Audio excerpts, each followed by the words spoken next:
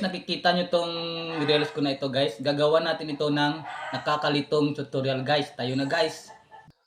At ito na yung isa kong reels guys, gawa natin ng tutorial to guys. Bali dalawang beses akong nag-acting dito guys para may kasama naman ako guys. At kahit walang nagtatanong guys, gagawan ko talaga ito ng tutorial para meron lang akong content. Siyempre una guys, open natin yung CapCut, tapos new project tayo. Tapos hanapin natin yung ating acting, ayan siya. At i-scroll lang natin yan papuntang kaliwa dahil hahanapin natin yung timing. At pag nakita natin yung tamang timing guys, i-touch lang yan siya.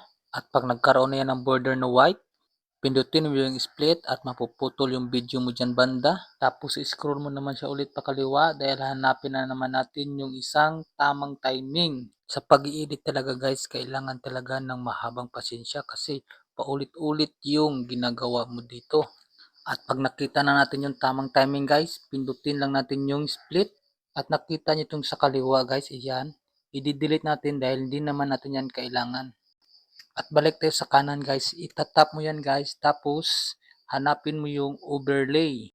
Pindutin mo lang yung overlay. At yung video mo na yan ay mapupunta sa baba. At i-scroll lang natin yan pakaliwa hanggang sa pumantay siya dyan sa taas. Tapos ibalik natin sa kanan yan guys, yung dalawang video natin guys. Tapos yung sa baba guys, itatap natin yan. Tapos hahanapin natin yung tools natin na mask. Yan siya, pindutin na siya. Tapos yung horizontal, pindutin. At para ma-adjust natin itong guhit na ito guys, pindutin mo yung adjust doon sa may horizontal. Tapos yung rotate. Tapos i-adjust lang natin yan guys, pakaliwa. Tingnan mo yung guhit guys, gumagalaw yan siya guys. At pag okay na yung adjustment mo sa rotate, sa position na naman tayo, yung x-axis yan, para masibog natin yan dyan siya, pakaliwa yung guhit guys. Ganyan. Tapos i-check natin. Yung umitim sa bandang kaliwa guys, adjust natin yan mamaya. Pag okay na guys, pindutin mo yung arrow na parang pababa. Tapos yung check dyan sa baba, para bumalik tayo sa ating mga tools. Tapos hanapin natin yung split para yung nasa baba dyan guys, so puputulin natin dyan ang video banda. Pindutin mo yung split para mahati yung video natin. Tapos yung delete, yan na lang yung natira. Tapos i-check na natin yung video natin guys kung sabay ba talaga silang tumakbo para mag-a-add na tayo kaagad ng overlay. Yung tool sa ibaba at overlay, pindutin. Tapos hanapin na yung i-overlay natin. Ayun siya, naka-green screen yan siya guys. Ni-record ko lang yan galing sa YouTube guys. Tapos atin yun siyang i-resize. Pindutin yung resize. Tapos yung guhit dyan sa baba guys.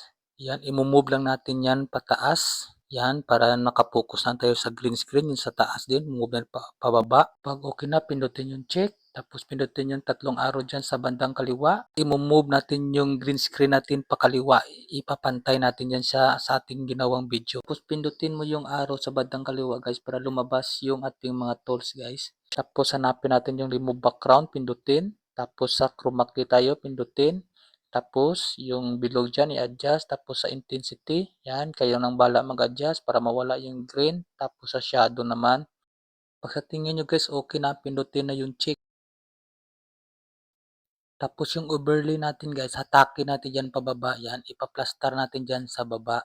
Tapos i-split yung dalawang daliri para lumaki yung overlay natin. Tapos i-adjust natin yung color ng ating overlay guys. Hanapin yung HSL dyan. Tapos pindutin lang natin yung green. Tapos i-adjust natin yung saturation. Yan, para mawala talaga yung green sa overlay natin. Tapos kayo nang bahala sa iba. Kayo nang bahala mag-adjust ng mga color dyan guys para yung in-overlay natin ay hindi naman masyadong halata. So nga pala guys, kung nagustuhan mo itong ginawa kong nakakalitong tutorial, please paki-follow, like, and share na lang po. Pag okay na po, pindutin yung check sa taas. Tapos check natin yung ginawa nating pag-edit, yung video natin, yan na. Ulit po, huwag nating kalimutang mag-follow, like, and share kung nagustuhan nyo itong nakakalitong tutorial ko.